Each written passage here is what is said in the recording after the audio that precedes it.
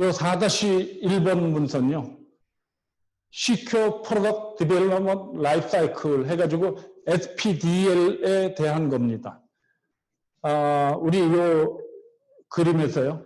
저희가 요 두 개 문서 살펴봤죠. 파트 1-1번과 2-1번 살펴봤고, 요거는 공통이라고 그랬습니다. 얘가 지금 변화가 있고 그렇지만 어쨌든 이 두 개가 공통 문서이고, 그 다음에 좌측서부터 봐오겠다 그랬습니다. 얘 보고, 그 다음에 3-3을 보고 4-2를 보면, 요 순서로 이렇게 보면 여러분들께서 아까 어느 분께서 질문 주셨듯이 2-1만 해도 되지 않아요? 라고 하실 수 있는데 어떤 그 전체 조직 구조에서는 이 두 개 문서는 기본으로 사용이 되는 거고 그 다음에 프로덕트를 개발할 때 관련된 것들은 요 라인을 타고 움직인다. 그래서 여기 보시면 SDL을 적용을 한다. 이렇게 그 표식이 되어 있죠.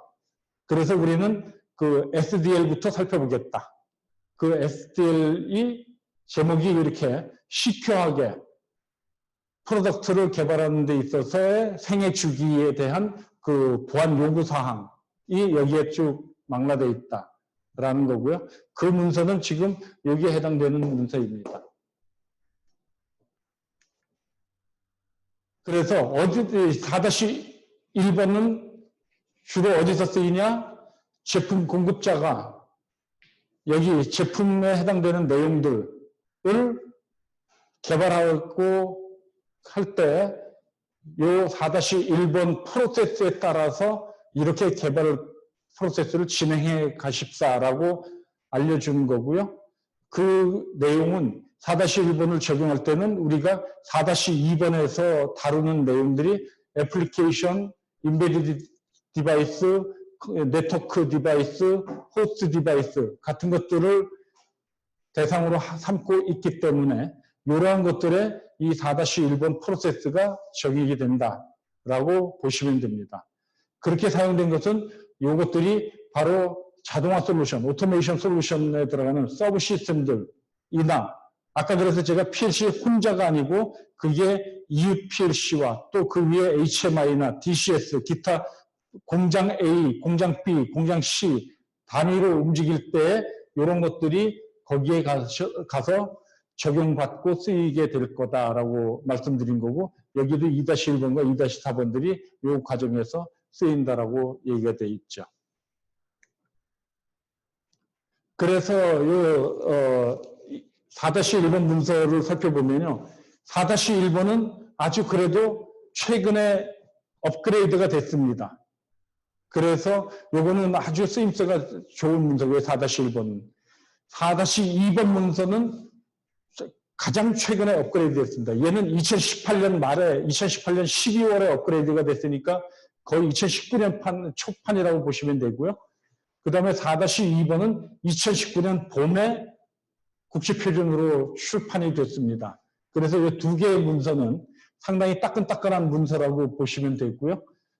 당분간은 업그레이드 되지 않을 겁니다. 그러니까 요거 그대로 이제 적용을 하시면 될 거로 생각이 되고요. 전체적인 이 문서의 구조를 살펴보기 위해서 목차를 일부러 분류해서 이렇게 해 놓았습니다. 얘는 전체적으로 보면은요, 우리 3절까지는 다 같다 그랬죠? 그 다음에 4장에서는 제너럴 프린서펄 해가지고, 일반적인 원칙을 설명하면서 여기서 다시 컨셉과 매튜러티 모델을 설명하고 들어가고 있고요. 그 다음에 이제 또 쭉 나머지는 프랙티스 1 해가지고 프랙티스 1에서 시큐리티 매니지먼트 해가지고 이게 프랙티스가 8개의 단계로 8개의 프로세스로 나눕니다. 그래서 첫 번째 프로세스가 시큐리티 매니지먼트 해서 들어가는 거고요. 그 내용들은 보면은 각각의 8개의 프랙티스 실전 사례에서 보면은 시큐리티 매니지먼트든 그 다음에 나오는 8가지 유형이 다 똑같은 유형으로 반복적으로 작업이 되는데요. 첫 번째가 이 프로세스에 대한 목적, 퍼포즈가 나오고 두 번째가 그 목적에 맞춰서 이 속에서 수행해야 할 과업, 프로세스에 대해서 시큐리티 매니지먼트 1, 디벨롭 프로세스, 개발하는 프로세스에서 적용될 건데 거기에는 5.2.1 해서 리퀘어먼트, 보안 요구사항이 도출이 되고 그 다음에 도출된 보안 요구사항이 5.2.1 해서 Relational and Supplemental Guidance 해가지고 근거와 부속 가이드, 지침으로 이렇게 되어 있습니다. 모든 게 이렇게 Requirement, Relational and Supplemental Guidance 이렇게 되어서 반복적으로 쫙 각각의 그 항목들마다 그렇게 나오는데 여기에 에러가 있습니다. 그런데 이미 국제표준으로 발간된 다음에는 손 못 댑니다. 개정 작업 들어가기 전까지는. 그러다 보니까 원래는 5.2.1하고 이게 5.2.2가 됐어야 됐거든요.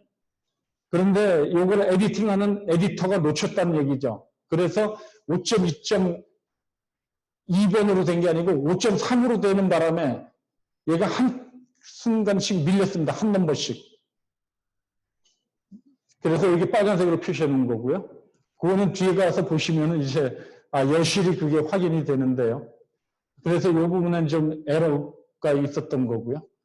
그 다음에 이제 두 번째 거, Identification of Responsibility, 세 번째 거, 네 번째 거 해서 이 과정에서, Practice 1에서 13 과정을 거쳐서 이 전체적인 디벨롭먼트 프로세스가 형성이 될 거다라고 보시면 되는 거고요. 그게 이제 요것의 명령이 이제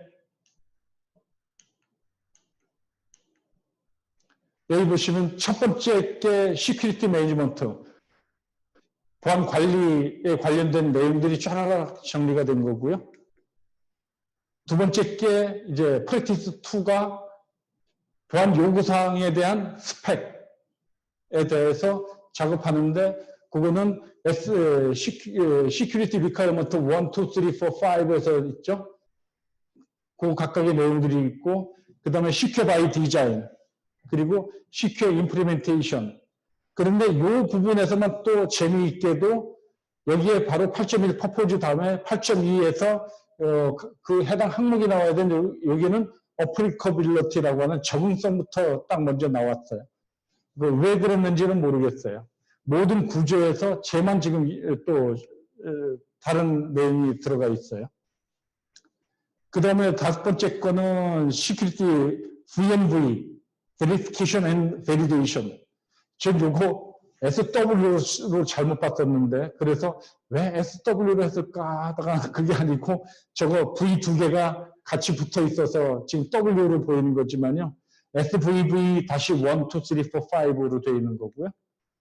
그 다음에 여섯 번째 거 Management of Security Related Issue. 그 다음에 일곱 번째가 Security Update Management. 그 소프트웨어 업그레이드 하거나 업데이트 할 때에 관련된 내용들. 그 다음에 이 7단계까지 과정 거쳐오면서 적용돼야 될 각종 가이던스. 그것은 8번째 프랙티스에서 들어가 있습니다. 그런데 요 앞에서 여기 제너럴 프린서펄 해서 여기에 컨셉하고 매튜러티 모델, 요걸 매튜러티 모델은 이제 우리 그 적응성 모델이잖아요. 그런데 이 컨셉에서 무엇을 딱 소개했냐면요. 이 전체적인 8개의 프로세스에서 공통적으로 적용돼야 할 심층 방어 전략이라고 하는 디펜스 인 뎁스에 대해서 여기서 컨셉에 대해서 쫙 주지시킵니다. 여기 전반적으로 모든 곳에 이제 심층 방어 전략을 근간으로 해서 즉 1차 방어 라인이 있고 2차 방어 라인이 있고 3차 방어 라인이 있고 한다. 이런 식으로 접근해가는 그런 내용들이 이 앞에 컨셉 부분에서 쭉 설명이 되어 있습니다. 그래서 이제 앞에 스코프 부분부터 시작을 해가지고요. 그 다음에 이 문서는 요 2-4번 문서를 필수적으로 같이 가지고 봐야 된다 하고 얘기하고 있고요. 이거는 그 서비스 프로바이더 4번 문서는 서비스 프로바이더 입장에서의 시큐리티 프로그램 리퀘어먼트입니다. 서비스 프로바이더니까 어떤 것들이 들어가겠어요? 시스템 인티그레이터, 통합 사업자도 여기 들어가고요. 메인터넌스 사업자도 들어가고 오퍼레이셔널 사업자도 여기 들어가고 그럽니다. 공급자는 다르죠. 그래서 그 서비스 프로바이더들이 다뤄야 될 내용들, 그 2-4번 문서를 같이 견줘서 봐라 하고 되어 있고요. 왜냐하면 이 서비스 프로바이더들이 제공해야 될 내용들도 또 이 안에 같이 포함되어 있을 것이다 라고 보시면 되는 거죠. 그래서 이거는 용어 설명은 쭉 들어 놓았고요. 그래서 그건 보시면 됩니다. 그럼 약어 설명되어 있는 거고요. 그리고 이제 컨벤션, 그 명령 규칙에 대해서 여기 쭉 되어 있는데요. 어떻게 되어 있냐면 이 모든 문서, 이 안에서 설명 나온 거 보면은 이 프로세스는으로 시작합니다.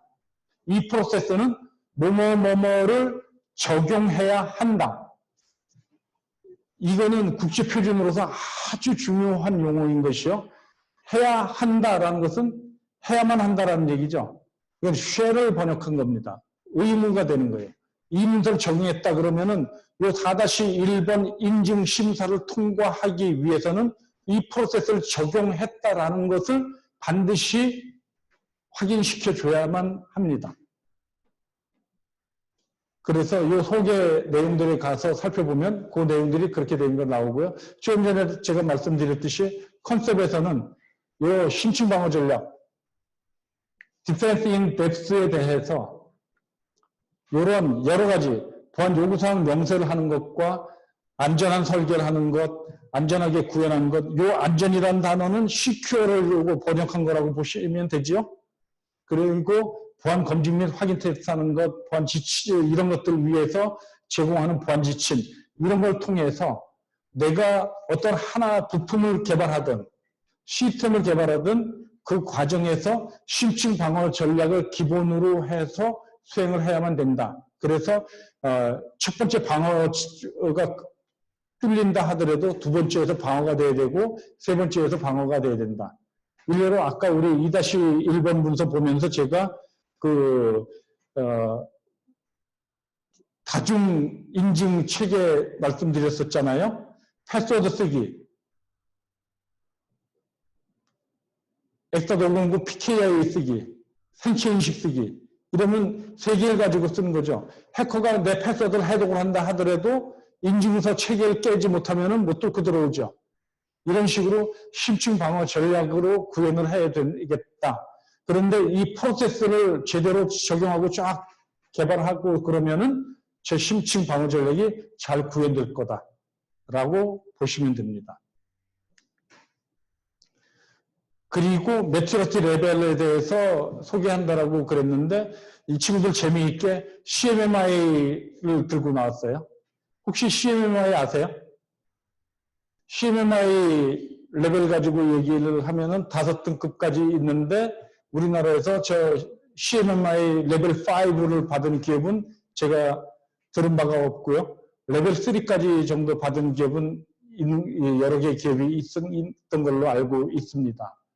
그것과 이제 여기 4-1번에서의 레벨을 레벨 1, 2, 3, 4 해서 4단계로 나눠 가지고 있습니다. 그래서 각 단계는 이 프로세스가 적용돼서 동작되는 것들에 대한 레벨을 이제 평가하는데, 일반적으로 이런 것이요.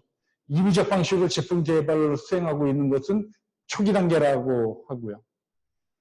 문서화된 정책이 있지만 아직은 모든 절차를 다 실행하지 못하는 것은 2단계 레벨. 규칙 전반에 걸쳐서 반복적으로 보여진 경우가 이제 3단계. 4단계는 그것이 아주 실질적으로 잘 동작해서 끊임없이 개선되고 향상돼 가는 과정까지 진행되는 것을 네 번째 단계로 봅니다. CMMI에서는 4와 5로 그냥 나눠져 있는데 그것을 이쪽에서는 한 단계로 합쳐서 그냥 1, 2, 3, 4 레벨로 나눴다 이렇게 설명을 하고 있습니다. 여기 문서 내부에서는. 그 소프트웨어 개발 라이프 사이클 쪽에서는 이 CMMI 레벨에 대해서 상당히 그 중요시하고 있거든요. 미국 연방정부 같은 곳에서는 그쪽에 정보 시스템 개발하러 들어오고 할 때 저 CMMI 레벨을 우리 쪽 정보 시스템은 몇 레벨 이상 능력이 있는 곳만 참여 가능하다. 뭐 이런 식으로 딱 기준이 정해져 있습니다. 요거 조금 전에 본 전체적인 겁니다. 요게 원래 제일 뒤에 NXB에 가면은 한 테이블로 요약이 되어 있는데 제가 요게 앞서서 설명이 딱 되고 나면은 조금 전에 그런 내용들도 어느 정도 더 이해도가 높아지지 않을까 싶어가지고 쫙 만든 건데요. 보시면 조금 전에 그거 제가 목차에 나와 있던 거 그 내용이 여기 각각의 엘리먼트들 들어있는 것과 같이 해서 보면 첫 번째가 시큐리티 매니지먼트. 여기 이제 관리적인 상태에 대한 내용들이죠. 그것이 이제 여기서 리퀘어먼트, 디자인, 임플리멘테이션, V&V, 그 다음에 오퍼레이션, 그리고 메인터넌스, 그 다음에 이 전 과정에 필요한 가이드라인. 그런데 여기 사이에는 폐기하는 것은 여기에 그냥 가이드로만 그냥 주고 끝났다. 그러면서 여기에 각각의 요 단계에서 매니지먼트 단계에서 필요한 내용들이 SM1부터 13까지 13가지 유형이 있고 스페시피케이션 하는 작업에는 1부터 5가 있고요. 그 다음에 설계 쪽에서는 1부터 4, 구현의 2단계, 그 다음에 그 검증 및 확인하는 단계, V&V 단계에서는 5단계, 그 다음에 인스턴트 매니지먼트 쪽에서는 그 1단계부터 6단계까지, 그 다음에 업데이트 매니지먼트 쪽은 5단계, 그리고 가이드는 총 그 7가지 가이드를 작업해서 제공하면 되겠다. 이렇게 전체적인 구조를 갖고 동작합니다. 이거 혹시 원격에서 잘 보이고 있나요? 보시기 불편함 없어요? 네. 이거부터 먼저 설명을 하고 가야 될 것 같아서 제일 뒤에 마지막에 있는 한 장표를 제일 앞으로 가져온 거고요. 그렇게 해서 이 전반적인 내용들이 각각이 이 앞에서 설명드렸던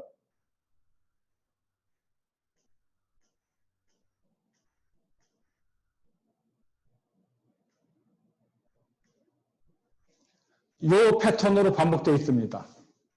각각의 항목에 대해서 requirement, 보안 요구사항이죠. 어떠한 게 필요하다. 그 다음에 그 보안 요구사항에 대한 앞에서 우리 저기 2-1을 볼 때 Rational and Supplemental Guidance 보셨잖아요. 요 두 가지가 계속 모든 항목에서 반복적으로 되풀이됩니다. 그래서 그 내용들에 대해서 제가 샘플 넣어 놓았고요. 마찬가지로 요 그 첫 번째 게 요거죠. 프랙티스 1, 시큐리티 매니지먼트잖아요. 이거 지금 13개 들어있죠? 그러면서 이것은 제품, 여기 제가 지금 생명주기라고 했는데, 이거를 최근에 우리 한글화하면서 생애주기로 바꾸자. 이렇게 결정이 됐습니다. 그래서 다음번 문서에는 제가 생명주기라는 단어 대신에 생애주기로 다 바꿀 겁니다. 업데이트 한다고 생각해놓고 깜빡하고 생명주기 그대로 써놓았는데요. 요즘 이제 생애주기라고 용어를 쓰기로 했고요. 아무튼 제품 생애주기 전반에 걸쳐서 문서하고 실행된 내용들을 쫙 이런 것들은 실행될 거다라는 것들을 전반적으로 정리한 게 1번부터 13번까지 정리해야만 한다라는 거죠. 그래서 첫 번째가 이거는 프로덕트에 대한 개발 프로세스니까 그 개발 프로세스에 대해서 문서화가 돼 있어야 되고 여기서 문서화돼서 우리는 이러이러하게 개발할 것이다. 이런 보안 요구 사항들이 다 제대로 구현될 것이다 라고 하면 그건 반드시 수행이 돼야 됩니다. 그리고 그렇게 정의되어 있는 내용들에 대해서는 인증심사 받으려면 그 심사원이 저 부분이 제대로 그렇게 그 기술되어 있는지 또 실행을 했는지를 다 체크하게 됩니다. 따라서 개발 프로세스, 그 다음에 누가 그 책임을 가지고 있는지 책임 식별하는 거, 가용성이 어느 정도 되는지 식별하는 거, 보안 관련된 기술, 이 프로세스 범위 지정, 파일에 대한 무결성 어떻게 할 거고, 개발 환경에 대해서 보안을 어떻게 제어할 거고, 개인 키죠. 제가 사설인증서 말씀드렸죠. 여기서도 여러분들 OPC-UA 나중에 학습을 하셔야 될 텐데 OPC-UA 같은 데 가보면은 1번부터 15번 문서 중에서 두 번째 문서가 바로 시큐리티에 대한 것이면서요. OPC-UA 자체가 원래 만들어진 게 제 관점으로 보면은 시큐어하게 통신하기 위해서 만든 게 OPC-UA입니다. 그렇기 때문에 그런 것들, 거기서도 이 개인 키를 필히 씁니다. PKI를 필히 쓰고 있으니까 그런 환경을 여기서 시스템 매니지먼트, 시큐리티 매니지먼트 쪽에서 그런 거 어떻게 핸들링 하는지, 그 다음에 외부로부터 부품, 제품을 공급받을 때 어떻게 처리할 건지, 서드 파티로부터는 어떻게 할 거고, 전체적인 보안 관련 문제에 대해서 평가를 어떻게 할 거고, 그거에 대한 대응을 어떻게 할 거다. 그리고 이렇게 수행되는 모든 프로세스에 대한 검증 어떻게 할 거고, 총괄적으로는 이런 것들을 통해 가지고 전체적으로 프로세스를 어떻게 개선시켜 나갈 거고, 그 지속적으로 끊임없이 그 향상시켜 나갈 거냐. 이런 것이 전체적인 큰 그림이 이 시스템 매니지먼트, 시큐리티 매니지먼트에서 정리가 될 것이다. 라는 겁니다. 이거는 문서가 되고 나면은 그 부분은 반드시 구현되어야 됩니다. 그리고 제대로 동작되어야 됩니다. 그것을 체크하게 되어 있는 게 인증심사원이 수행해야 될 놀이고요.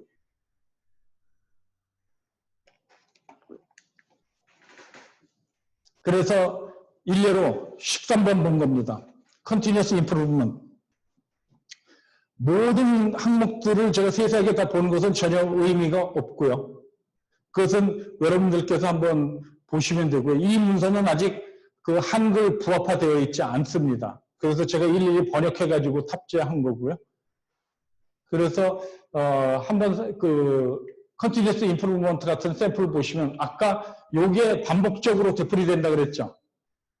5.15 SM-13이다. 그러니까 요게 그 5절의 15번째 클로즈인데 SM13에 대한 것이고 Continuous Improvement다. 그것은 Requirement와 Rational and Supplemental Guidance 이 두 개가 반복적으로 계속 되풀이될 거다. 모든 여기에 나와 있는 그 항목들에 대해서. 그래서 제가 그 보안 요구사항이 뭔가라는 것은 여기에 다 파란색으로 핵심 사항들 명기해 놓았는데요.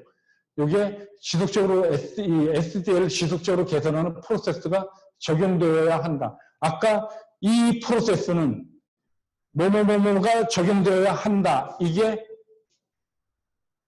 우리 네이밍 컨벤션, 그 컨벤션 기준이었죠.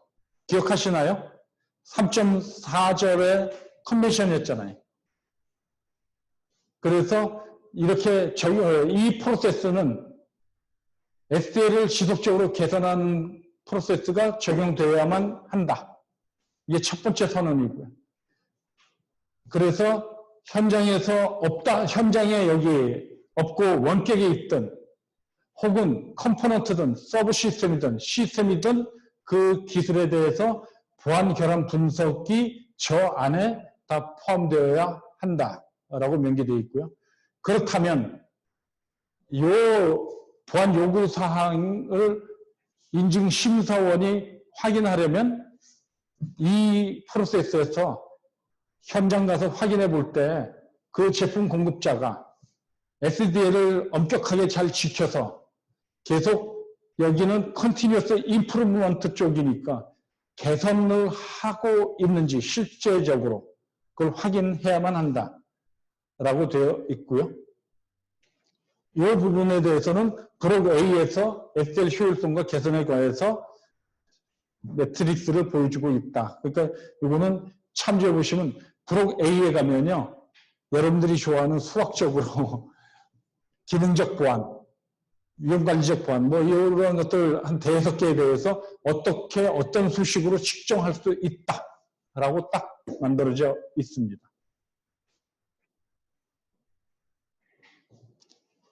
요게 지금 여기 프랙티스 1 쪽에서의 시큐리티 매니지먼트 쪽에서 SM1부터 SM13까지의 스타일이 그렇게 쫙 정리가 되어 있고요. 그 다음에 SM13을 제가 샘플링 해가지고 보여드린 거고요.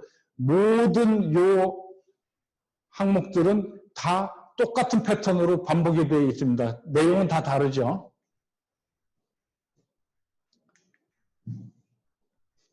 그 다음에 그런 것들에 대해서 실질적인 사례를 이렇게 제품 공급자가, 서플라이어가 SDL 개선하는 데 도움이 될 만한 활동이 뭐가 있는가, 여기에 이렇게 샘플링을 해 놓았습니다. 즉 전송 보안에 TLS 프로토콜 쓴다고 한다면, 전송 보안을 위해서, 그렇다면 이미 알려져 있는 취약성을 검토하고 설계해서 그것을 제거하거나 미티게이션, 완화시킬 수 있도록 하는 것들이 만들어져 있어야 된다. 그래서 그런 것들은 이 SDL을 통해서 작업을 하게 되면 현장에서 관찰된 실제 보안 문제를 다 핸들링해가지고 최신화해서 유지하면서 그러한 위험 모델을 개선하고 없앤다. 이런 것들로 쭉 해서 있고, 뭐 심지어 여기서는 외부 회의, 세미나나 이런 거 참석하는 거나 혹은 워스업 그룹의 프로젝트에 참여해서 워스업 탑 10이든 뭐 탑 25든 보안에 취약한 코딩 방식, 또 웹 취약점 이런 것들을 제거할 수 있는 또 최신 데이터 이런 것들을 구해서 학습하고 하는 것도 이런 과정에서 도움이 될 거다 하는 것들이 이제 샘플 예제로 이렇게 들어 있습니다. 그래서 이게 한 아이템을 설명한 거고요. 두 번째 프랙티스입니다. 이번에 여기 두 번째 프랙티스는 우리 시큐리티 리퀘어먼트에 대한 스펙을 만드는 게 그 단계죠. 그래서 여기서는 제품에서 요구되는 보안 요구사항, 여기는 보안 역량이라고 얘기를 했는데요. 그것을 전부 다 도출해서 문서화해야 합니다. 그래서 문서로 만들어내서 거기에 들어가야 될 내용은 제품 보안 환경에 대한 거, 그 다음에 스랩 모델, 위험 모델에 대해서 얘기가 되어 있어야 되고, 제품 보안 요구사항에 대해서 들어가 있어야 되고, 그 요구사항에 대한 구체적인 내용이 들어가 있어야 되고, 이런 것들이 검토되는 것들이 다 프로세스로 녹여져 들어가 있어야 한다라는 겁니다. 이게 우리 스페시피케이션 하는, 리퀘어먼트 스페시피케이션 하는 작업이 이 단계고요.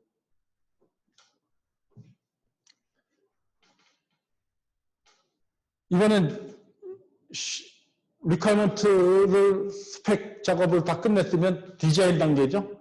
그래서 체계적으로 디자인하는 게 시큐어 바이 디자인이다. 그래서 이 시큐어 바이 디자인을 위한 설계 원칙, 그리고 우리 제너럴 프린서플에서 심층 방어 전략을 가지고 작업을 해야 될 것이다라고 얘기했죠. 그러니까 심층 방어 설계를 해야 되고, 일례로 아까 제가 샘플링 했듯이 아이디 패스워드만 쓸 거냐, 플러스 해서 X.509 PKI를 쓸 거냐, 거기에 더 추가적으로 플러스 해서 생체 인식까지 쓸 거냐, 뭐 이런 것들까지 고려해서 심층 방어 설계를 해야 되는 거고, 그 설계한 거 내용을 검토하고 그것에 대해서 모범 사례는 어떤 것들이 있는지 찾아서 여기에 적용하는 것, 이런 것들이 요 시큐어 바이 디자인 단계에서 취해져야 할 내용이다 라고 보시면 됩니다. 임플리멘테이션입니다. 구현. 그렇다면 구현 단계에서는 그 제품이 기능이 안전하게 구현되는지 확인하기 위해서 사용하는데 거기에는 보안 구현되어 있는 것을 검토하는 것과 시큐어 코딩을 하는 표준을 써야 된다는 것 두 가지입니다. 이 부분은 제가 정부에서 공식 생활할 때 국내에 지금 시큐어 코딩 제도를 다 만들어서 법제화까지 해 놓았고요. 그래서 요즘은 정부 공공 섹터에 프로젝트를 들어갈 때는 시큐어 코딩이 의무화되어 있죠. 그건 이 부분 구현 단계에서 반드시 이러한 그 시큐어 코딩을 적용하게끔 하고 그런 것들도 지금 표준으로 다 나와 있다. 근데 제가 앞에서 목차 부분에서 제가 다른 것들은 다 목적 설명을 명료하게 하고 그 다음에 바로 각 항목들 설명 들어갔는데 여기서는 applicability 해가지고 이 항목이 딱 들어와 있더라고요. 그래서 저거 영문 문장을 찾아서 봤거든요. 그런데 딱 이 내용밖에 없어요. 이 적용할 때 외부에서 제공하는 컴포넌트 빼고 제품의 모든 하드웨어와 소프트웨어 컴포넌트에 적용한다. 이렇게만 되는데 저게 왜 여기에서만 도드라지게 형식에서 어긋나게 저게 나와 있어야만 될까? 그거는 저도 퀘스천이지만 아무튼 요게 이제 이 부분에서는 그렇게 되어 있고요. 그 다음에 디자인 그렇게 하고 임플리멘테이션 했으면 이번에는 V&V 검증하고 확인해야 된다.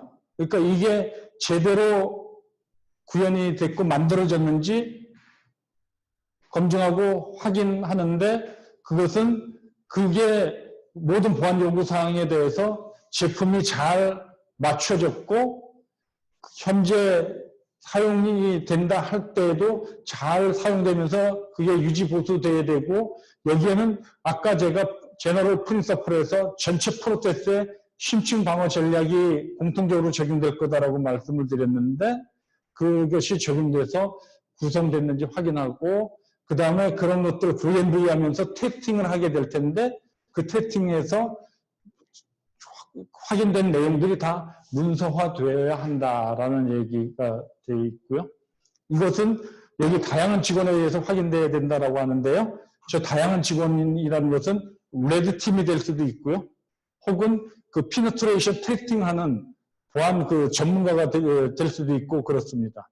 그런 것들이 여기서 움직여야 되는데 그 V&V 작업은 보안 요구사항 테스트를 구현 이렇게 할 것이다 라고 선언되어 있었던 그런 요구사항들에 대해서 테스트를 해야 되고 그 다음에 리스크 매니지먼트에 따라서 위협이 제대로 완화되도록 됐는지 테스트를 하고 vulnerability가 테스팅 됐는지 확인하고 제가 좀 전에 말씀드렸듯이 여기에 다양한 직원이라는 것은 모의 침투 전문가가 될 수도 있기 때문에 그 침투 테스트도 해야 되고 그러한 테스트 담당자들은 독립성이 확보되어야 된다.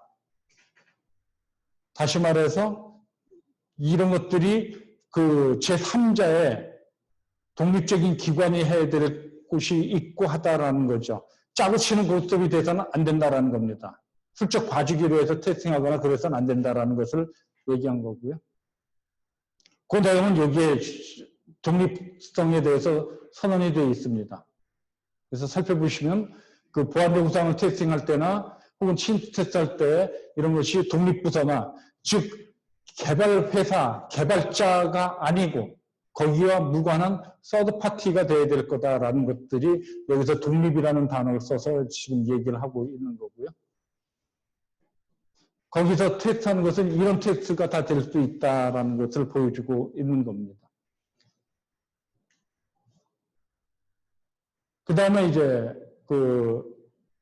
V&V까지 다 돼서 사용 중이 되니까 이제 이건 운영 중이죠. 그래서 운영 단계에서 지금 적용해야 될 내용들이 무엇이냐. 그럴 때 운영 단계면 이제 예기치 못한 사고나 라인이 스톱되거나 문제가 생길 수도 있고 그런 환경이 불거질 수도 있기 때문에 그런 것과 관련돼서 문제관리 쪽에 대한 내용들인데 그런 문제 통지를 어떻게 수신할 거고 그 다음에 검토를 어떻게 하고 평가를 어떻게 하고 그 문제에 대해서 처리 어떻게 할 거고 이거 공개를 어떻게 할 거면서 이런 것들이 차후에는 발생되지 않도록 하기 위해서 어떻게 검토하고 운영할 거냐라는 것들이 이런 식으로 다 지금 이제 그 명문화 되어야 한다라는 거죠. 그래서 여기도 마찬가지로 심층 방어 전략을 적용해야 하는 것이고요. 그런 것들에 대해서 이제 대응 전략이 여기서 다 도출돼야 된다라는 것을 볼 수 있습니다. 운영 중에 이제 우리 유지보수하고 관리하는 거였고요. 이것은 업그레이드하거나 업데이트하는 것의 관점이니까 업데이트 매니지먼트라고 명기가 되어 있는데요. 그것이 제대로 그 업데이트가 실시돼서 문제점이 제거되고 업그레이드 되거나 업데이트 되었는지 그런 것들이 확인되어야 된다라는 거죠. 그래서 그런 업데이트를 할 때는 예를 들면 반드시 테스트 서버에서 먼저 점검하고 업그레이드하거나 업데이트한다.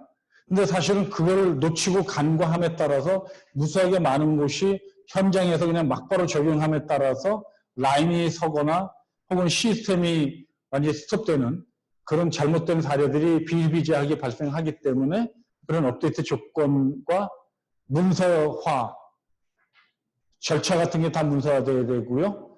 그 다음에 그 응축된 컴포넌트나 혹은 운영체제가 다 번 업데이트가 돼야 된다라는 것들인데 제가 현장에서 이런 부분 살펴보면은 무수하게 많은 곳들이 사실은 엔드 오브 서비스 된 그 옛날 OS 제가 아주 극명한 사례를 본 게 현재 최근에 시스템이 구축된 곳에서 윈도우즈 XP 기반 하에 어플리케이션이 동작되는 사례들이 비일비재했습니다.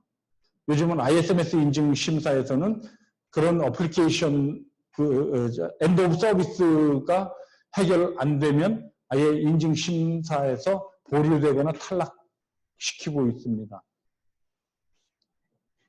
그 다음에 보안 업데이트 공급이나 패치 적시 공급 이런 것들이 전부 다 이제 프로세스 상에서 체크되어야 할 것이다 라는 겁니다. 그 다음에 각각의 가이드라인. 이 가이드라인은 뭐 그 목차에서 보시면 되는데요. 왜냐면 여기서 보시면 심층 방어를 어떻게 우리는 그 구성한다 라는 것에 대한 지침이 제공되어야 되고 그것에 대해서 조치를 어떻게 한다. 그 다음에 보안을 강화하기 위한 가이드라인은 어떻다. 안전하게 폐기하는 가이드라인은 어떻다. 또 운영하는 거, 계정관리 이런 것들 만들어져야 될 거고 그에 대해서 문서 검토를 해야 될 것이다. 이것보다 더 만들어져도 됩니다. 혹은 어떤 것들은 내가 여기 이건 우리는 필요 없어 라고 하고 제거하셔도 되는 겁니다. 다만 제거하고 사용 안 할 때에는 그 부분이 왜 제거해도 되는지를 본인이 또 해당 기관이 그 내용을 아주 상세하게 기술을 해서 인증심사원에게 오케이 받아야 됩니다. 그래서 아까 A 부분에서는 이런 수식 가지고 얘기한다고 그랬죠. 그래서 수식 가지고 적합성 검증하는 측정하는 파라미터로 쓰고요. 이걸 B에서는 이 내용이 일목요연하게 한 장으로 다 압축되어 있었다라는 거 아까 설명드렸죠. 이게 전반적인 4-1번 프로세스 문서입니다. 네, 오늘 여기까지 해서 마치겠습니다. 감사합니다.